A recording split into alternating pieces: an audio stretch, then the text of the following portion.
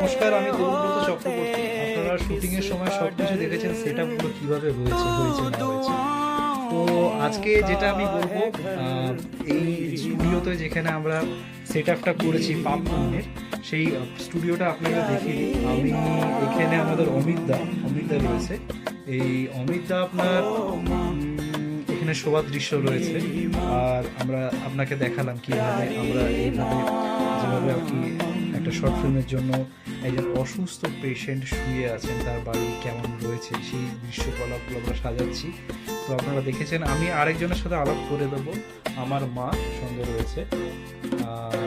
মা শুধু ক্যামেরার ওপারে, আপনারা হয়তো ভাবছেন কি, মা কিন্তু খুব সহযোগিতা করেছে এই শর্ট ফিল্মের সাথে, অর্থাৎ একজন টেকনিশিয়ান হিসাবে, মেকআপ আর্টিস্ট হিসাবে আমাদেরকে খুব ভীষণভাবে সাহায্য করেছে।